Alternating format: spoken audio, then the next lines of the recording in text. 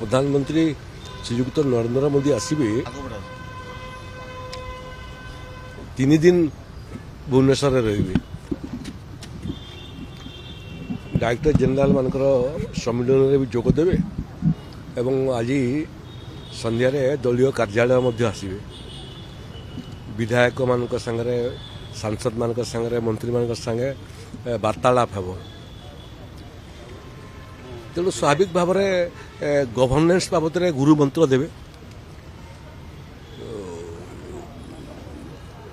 कौन काम चली ओडिशा सरकार ता बाबद आम चिठा प्रस्तुत करूँ क्यों नुआ योजना कार्यकारी करूँ एवं निर्वाचन समय आम ओडिशा रे कौन लोक प्रतिश्रुति देलु एवं से प्रतिश्रुति भितर क्यों क्योंटा सब आम पालन कर सारूँ तार बदले माननीय प्रधानमंत्री को आम अवगत करूँ।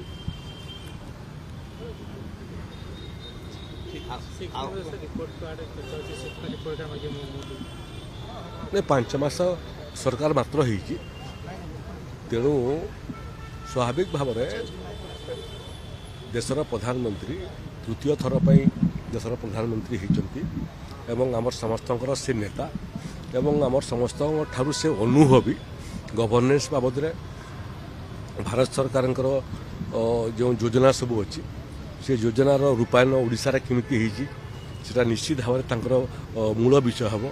ओडिशा सरकार कौन कौन नुआ योजना कार्यकारी करिछि मूलतः गरीब कल्याण योजना कौन कौन नुआ योजना प्रदेश सरकार करिसेंती से बाबद रिपोर्ट तलब करेंगे। तेणु वस्तुतः दलर नेता आसवे भाई दलर सर्वोच्च नेता पृथ्वीर सबुठारु अधिक सदस्य थिबा दलर नेता से एवं आजिकाली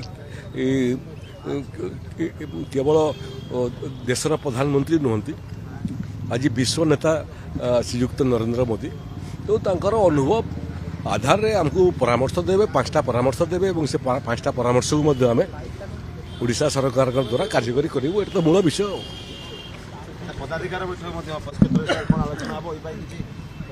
नहीं गोटे गोटे ही बैठक हम जो बैठक रे सांसद मंत्री विधायक सांगरे सांगरे राज्यर पदाधिकारी माने रे सदस्यता केते दूर गला सांगठनिक निर्वाचन केते दूर गला संगठन को आहरी शक्तिशाली करने दल कौन कौन योजना सब करिछि जो जगार आम निर्वाचन जीतिलु से जगार तो आमर संगठन शक्तिशाली थिबा कारण जीतिलु जो जो जगार हारिलु से जगार केमती संगठन शक्तिशाली हेब एवं आगामी दिन में भारतीय जनता पार्टी सेठी निर्वाचन जीतब सामग्रिक विषय विषय हूँ जी दलर शीर्ष नेता आसवे दलर कार्यकर्ता मान संगे कथा लगे।